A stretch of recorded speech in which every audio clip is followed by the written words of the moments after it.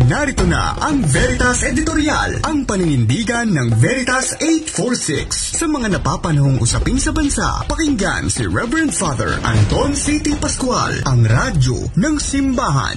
Veritas Editorial. Kapanalig, pamilyar ba kayo sa mga makapili?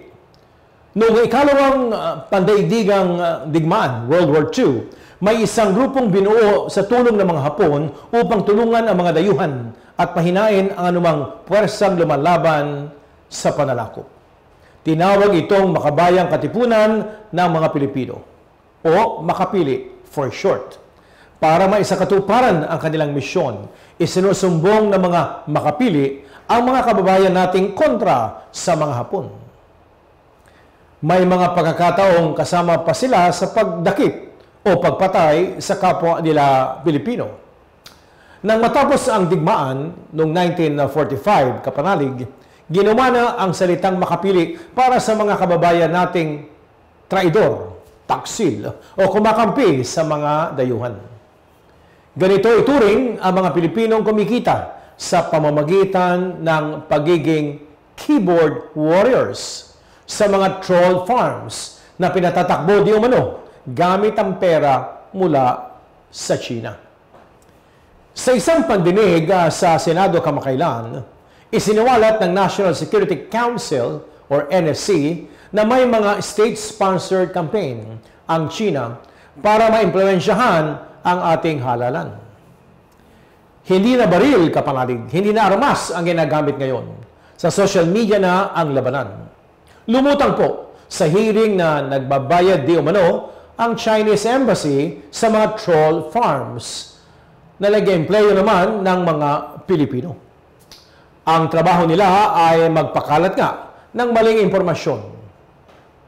Mga kasinungalingan, misinformation, disinformation para siraan ang administrasyon ni Pangulong Marcos Jr.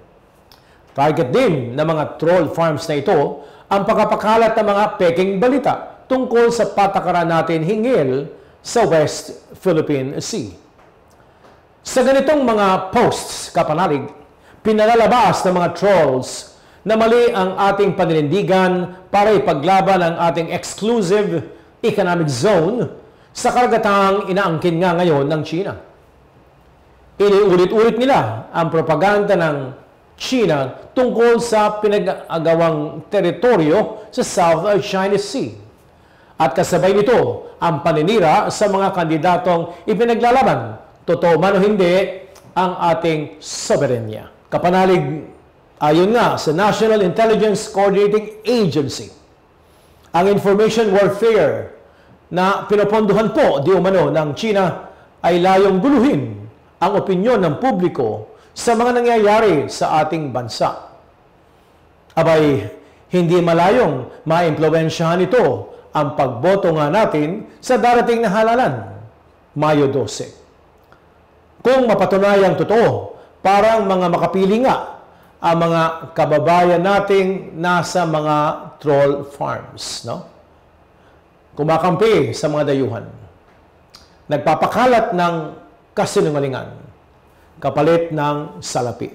Noong 2017, naglabas ang Catholic Bishops' Conference of the Philippines, CBCP, ng isang liham pastoral para paalalahanan tayong labanan ang mga fake news. Sabi nga ni Pope Francis, fake news is diabolic.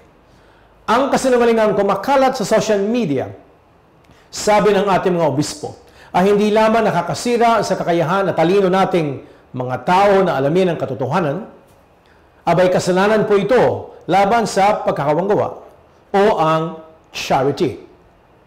Hinahadlangan ng fake news at ng mali at malisyosong impormasyon ang pagpili at paggawa natin ng tama. Sa halip, nauudyakan ng mga taong nakatatanggap at naluloko ng mga ito na gumawa ng mali, gaya ng pagsisinungaling, paninirampuri, at maging pagkataksil sa ating bayan.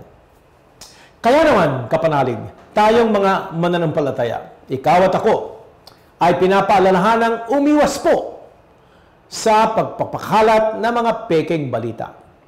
kung kaya natin, ituwid natin ang mga maling impormasyon na ating naririnig o nakakalap.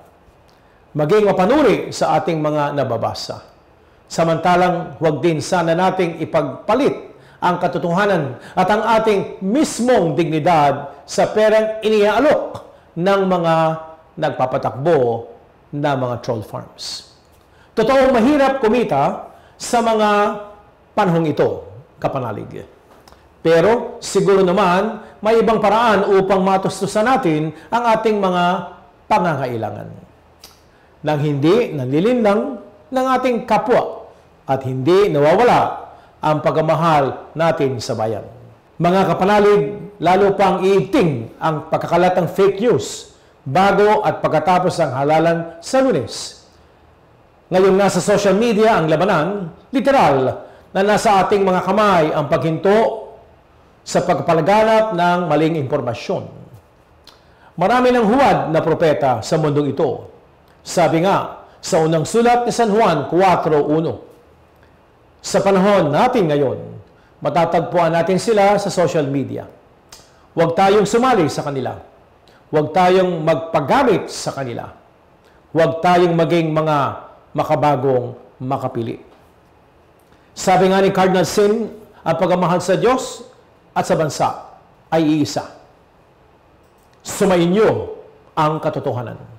Inyong napakinggan ang Veritas Editorial. Ugaliing pakinggan ang Veritas Editorial kasama si Reverend Father Anton C.T. Pascual. Veritas Editorial.